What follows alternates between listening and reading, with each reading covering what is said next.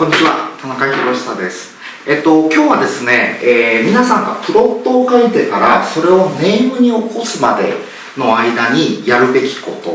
を、ご説明したいと思います。皆さんはプロットもう書けましたでしょうか。できれば箇条書きで、イントロ中盤1、中盤2、山場後日談っていうのをきっちり明確に分けて、それぞれの役割の中で、作っていただきたいというふうに思うんですね。で、じゃあプロットができました。じゃあそれをいよいよ、漫画の花、ネームに起こしていくんですけれども、実は特に初心者にとってプロットからネームに物語を起こすっていうのは非常に難しいと思います。なぜならば、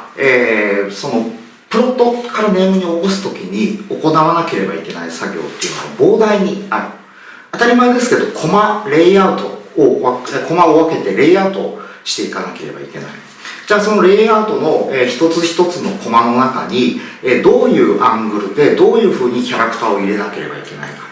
そこでキャラクターがどういう表情をしてどういう演技をしなければいけないか、セリフ、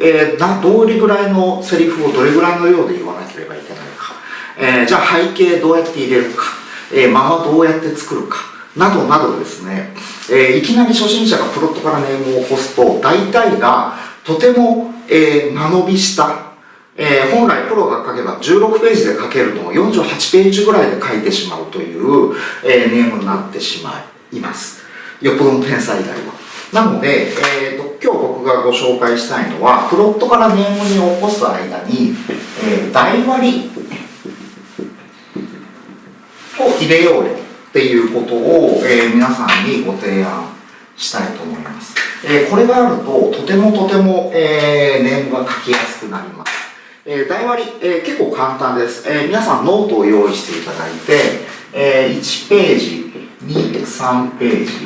4、5ページ、6、7ページ、22、23ページ、24ページ。漫画は片開きで始まって片開きで終わるので、最初と最後は1ページ。で、それ以外を、見開きごとに、1段落ずつ書いていきます。で、普通の漫画の場合、1ページ目は表紙が入ります。表紙、ぜひ頑張ってください。表紙は作品の顔で、編集者が最初に見るのは皆さんの表紙なので、そこで、ちゃんとした表紙が作れてる人は、編集者から見たときに、なかなかいいじゃないっていうふうになるし、逆にもう作品作るのが精一杯で、表紙はもう、持ち込みの電話をした後、1日で作りましたみたいな表紙だと、せっかくいい作品書いてても、表紙で編集に悪い印象を持たれてしまうので、表紙は大事です。で、これからやりますのは、じゃあ2、3ページ目の見開きで何を書くかっていうのを文章化していきます。例えばここでは主人公の紹介でしょう。プラスヒロイン。やりとり。じゃあ4、5ページ目は、この村の起きて、世界観ですね。じゃあ6、7ページ目は、敵がやってくる。きっかけとなる視点ですね。で、例えば8、9ページ目で、主人公が負ける。で、物語が進行していって22、23ページで、主人公が、自分の腕を犠牲にして敵を破る。で、24ページ目でヒロインと再会する。僕もこれがどういう作品かわからないんですけれども、こんな形で、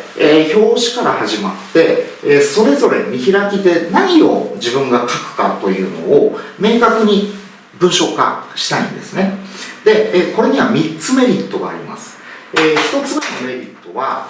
一応この台割り通り、設計図通りにネームを書いていったら、ちゃんとページぴったりに、自分が意図してたページぴったりに物語が終わります。よくね、先ほど言ったんですけど、16ページ漫画描こうと思ってたのに、主人公の紹介とかヒロインとのやり取りをバタバタバタっと書いてしまって、5、6ページ書いちゃった。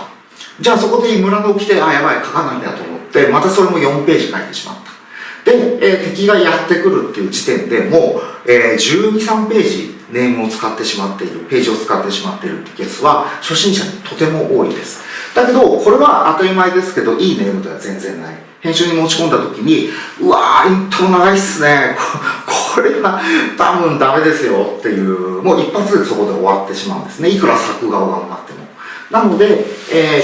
この通りに物語を進行していけば、24ページ、自分が24で書こうと思った場合は、ここで最後ヒロインと再会して終わりっていうところが必ずできる。これが1つ目の大きなメリットです。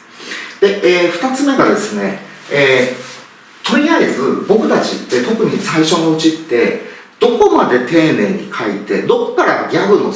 セリフとかの掛け合い書いて、どれぐらい書けばいいかっていうのが分かんないと思うんですね。なんですけど、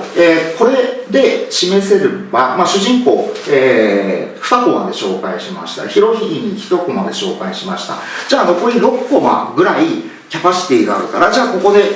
ヒロインが、主人公がなんかちょっと冗談をしてヒロインが怒る。そんな場面に入れてみましょうとかっていうふうに、自分の中でこの見開きで何をしなければいけないか。で、何をした後にどれだけサービスができるかっていうのがとても明確になります。これが2つ目のメリットです。で、最後のメリットは、こうやって物語を進行していくと、見開きごとに、物語が変わっていくので、大変めくりやすい、テンポの良い漫画に